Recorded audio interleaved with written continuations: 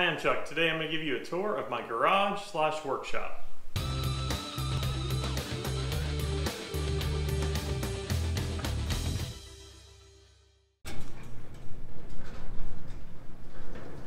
So about 6 months ago, my family and I relocated from Virginia Beach to Oklahoma. And in that time, we've been setting up the house and doing different projects. And one of those projects is getting our garage slash workshop put together. Before we left Virginia, I did a video and outlined some things that I wanted to change about what my current shop had in my next one.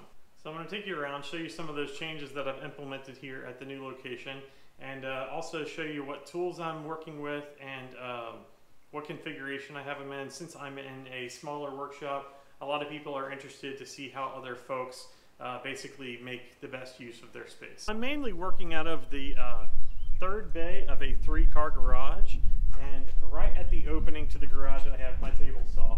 So I'm using a DeWalt job site table saw that I have mounted into basically an outfeed table. I did this at my last location and it actually stood up to the move really well. I would like to upgrade to a cabinet saw because they tend to have better dust collection. But one great thing about this is I do have the whole table on casters, and I typically take it outside and work outside when the weather permits. And going around from the opening of the garage, the next thing I have here is my clamps on the wall, and I hung these up using like a French cleat system so that they're able to be moved around in different configurations as I get more or just want to change things up a little bit. I also have my Craig Foreman sitting over here, and if you're not familiar with this, it is amazing if you like using pocket holes. I know a lot of people aren't a big fan of pocket holes, but they've worked pretty well for the projects that I've used, and I've been pretty happy with the outcome. So how it works is it has a motor with a drill bit inside the machine, and as you pull down on this lever, the bit comes up and creates the pocket hole from the bottom side. I would definitely recommend this for anybody who uses pocket hole joinery and a lot of their projects. Again, like the table saw, I don't typically use this in its location. Actually, I never use it right here because it's too close to the wall. But I have it just sitting on a platform with some sawhorses right now just for storage.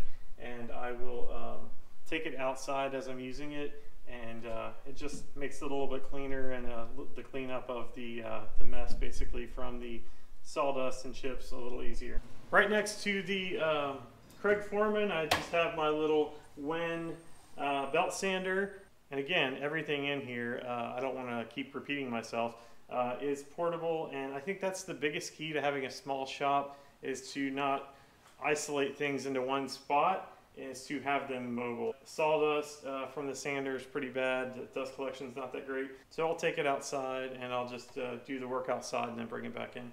Moving right along here, I have my Craig router table, and it has a 3 horsepower Triton router mounted to it. I got this as a, it was like a package on Amazon. It came with all the attachments, the table, with the fence. It came with the router, and just some different accessories, stop blocks and such.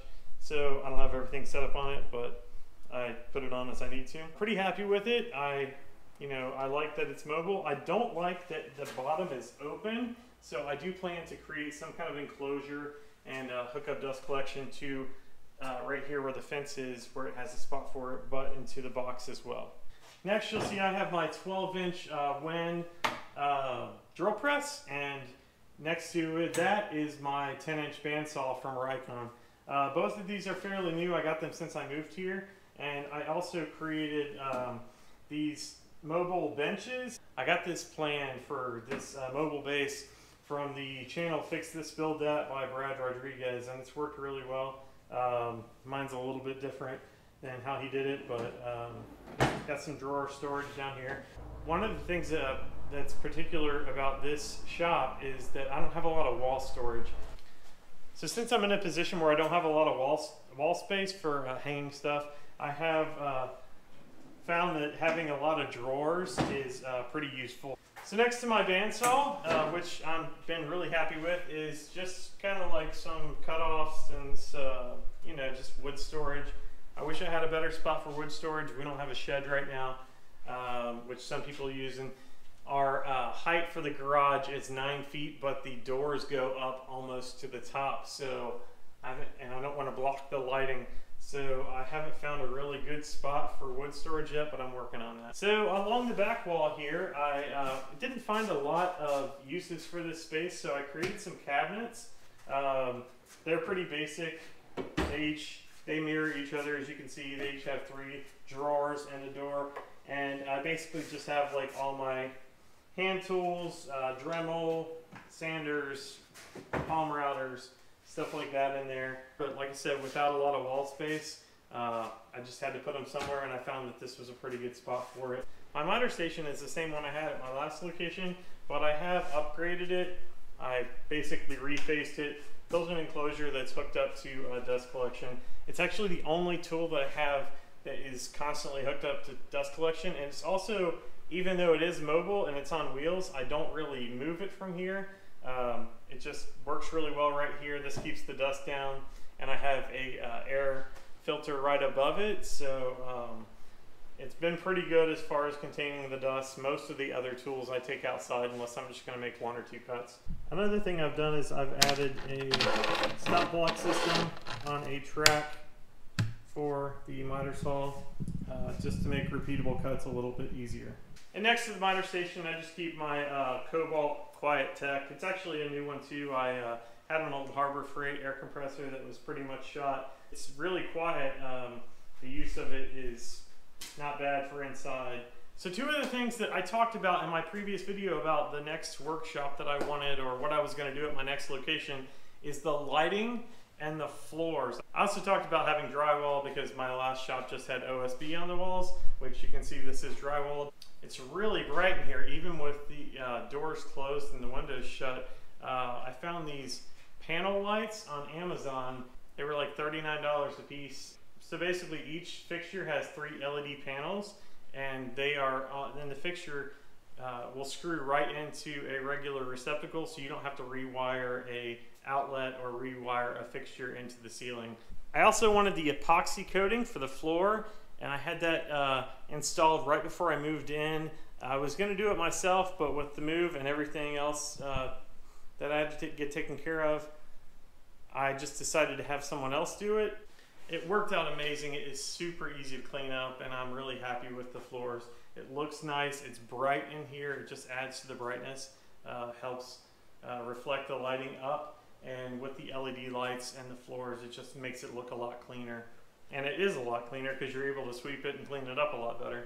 So as I said, this is a garage / workshop, so my wife is one of the people who demands that her car be parked in the garage all the time. Nothing against it, but I'm okay with just using her garage for building stuff. So her car parks over here.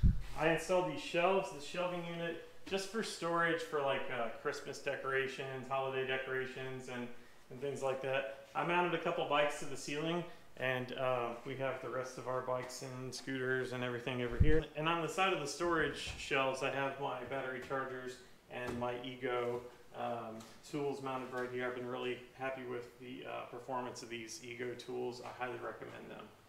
So before I move on, please go ahead and hit that subscribe button down below and hit the bell, and that will give you a notification for whenever I put out a new video.